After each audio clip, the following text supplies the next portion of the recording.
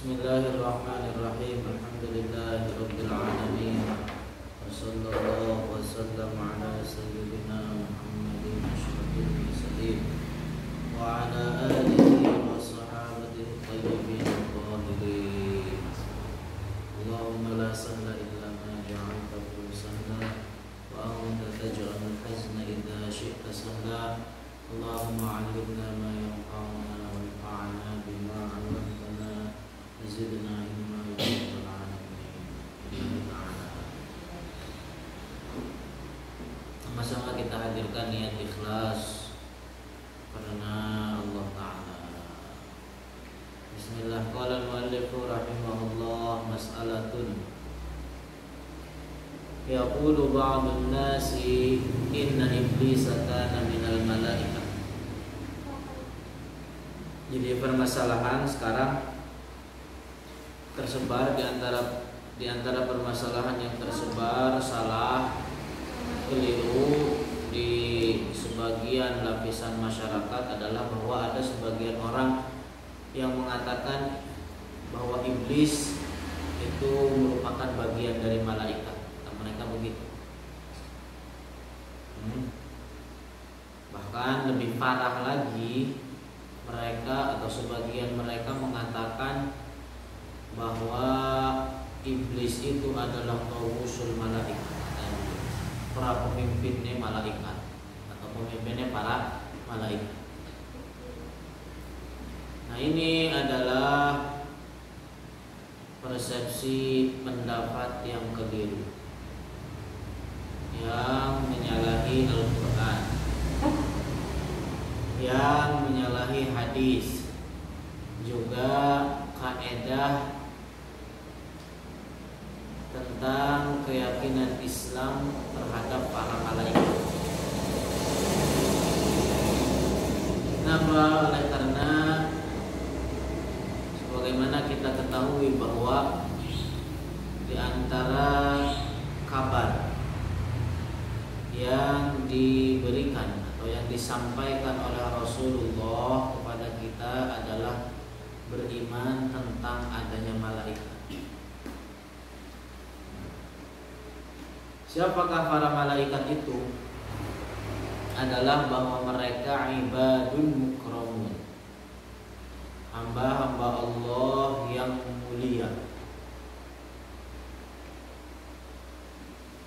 bukan laki-laki dan bukan perempuan.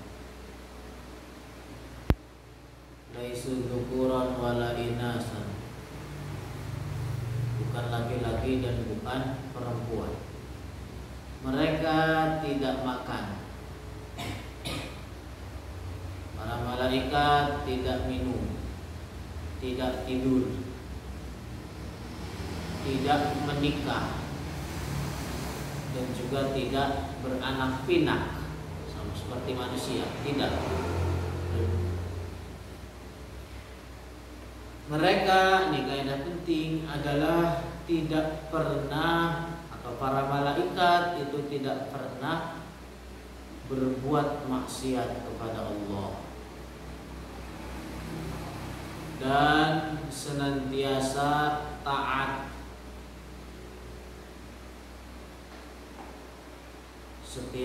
senantiasa taat terhadap setiap perintah Allah.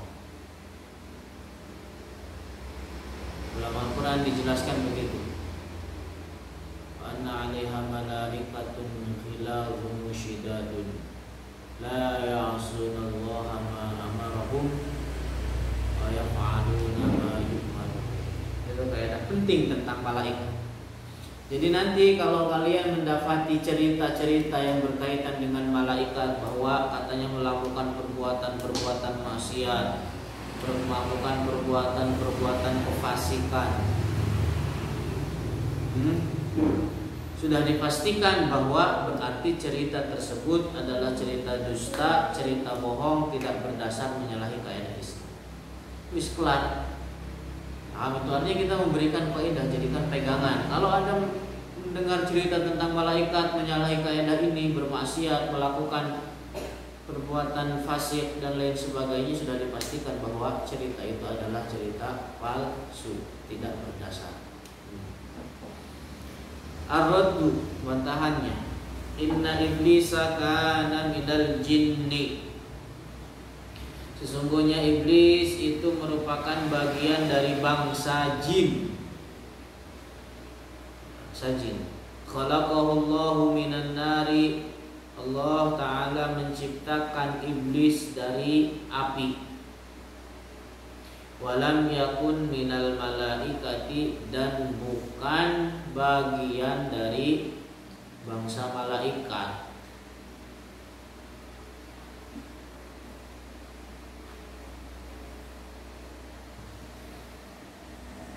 Walau kana minhum, oleh karena kalau seandainya para malaikat bagian dari iblis, maka nayasi amra rabbih. Kembali, kalau seandainya iblis merupakan bagian dari malaikat, kembali. Paham? Kalau seandainya iblis bagian dari malaikat, maka nayasi amra rabbih, maka tidak mungkin bermaksiat menentang terhadap perintah Allah. Fadlan an yakfura bihi, lebih lagi untuk melakukan kekufuran pada Allah.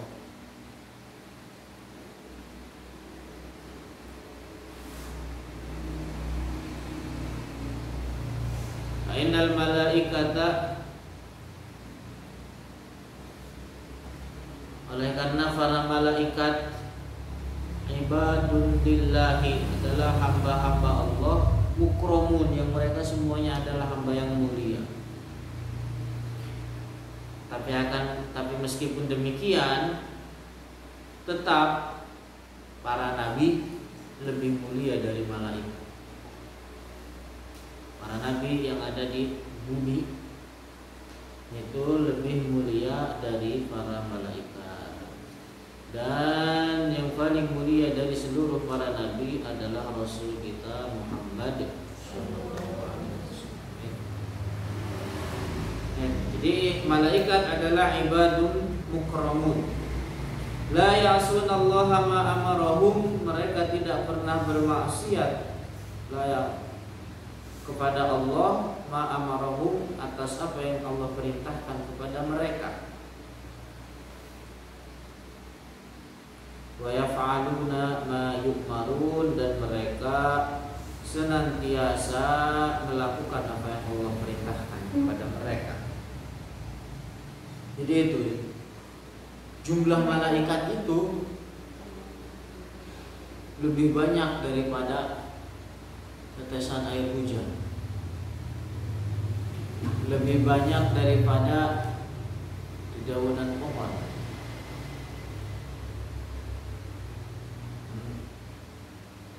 Dan ini adalah merupakan bukti rahmat Allah. Bukti rahmat Allah. Langit sangat penuh dengan malaikat. Dijelaskan dalam hadis bahwa tidak ada 4 jari ruang kosong seluas 4 jari kecuali ada malaikat.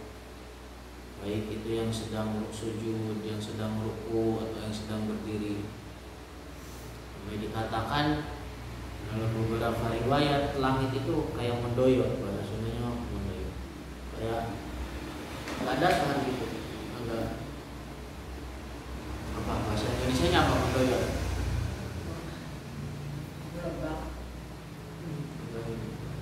Ini kan nggak rata, agak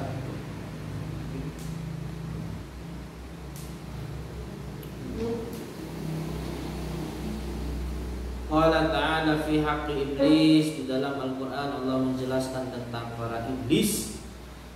Aba wastakbara wa kana minal kafirin. Jadi ketika Allah memerintahkan iblis bersujud kepada Nabi Adam, Iblis menentang, menolak, protes, berontak, tidak mau. Itulah ukurannya iblis.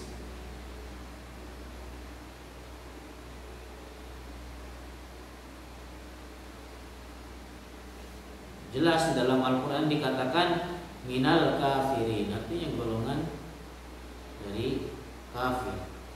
Iblis adalah data dari golongan kafir. Kemudian waqala ta'ala di dalam ayat lain, qala ma mana'aka alla tasjuda id amartuk. Apa yang mencegah kamu untuk sujud ketika Allah perintahkan untuk bersujud terhadap Nabi Adam? Artinya sujud di sini adalah sujud penghormatan. Sujud penghormatan kepada Nabi Adam. Qala, dijawab oleh iblis, ana khairum minhu, bahwa saya lebih baik daripada Adam. Kata iblis begitu, bedegongnya. Bedegongnya iblis.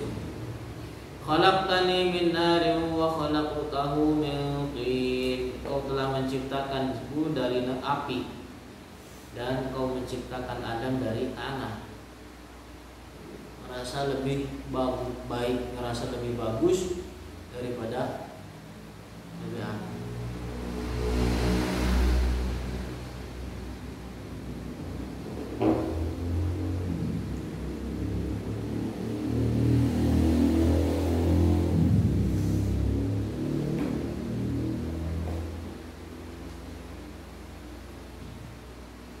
Al-hadis.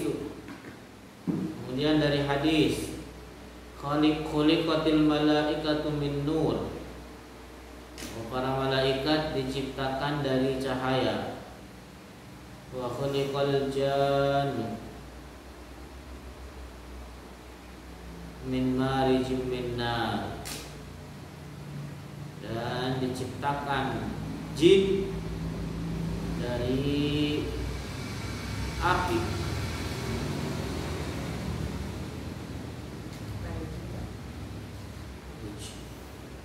Pokok api. Wa khuliqa Adamu mimma wusifa lakum, dan Allah menciptakan Adam sebagaimana yang disifati kepada kalian. Terhadap kalian. Dari tanah.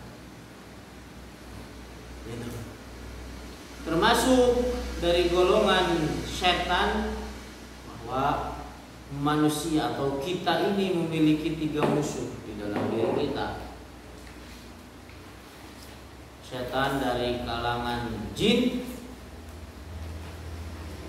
setan dari kalangan manusia, dan nafsu ammarah yang memerintahkan dia yang ada di dalam dirinya terhadap perbuatan maksiat.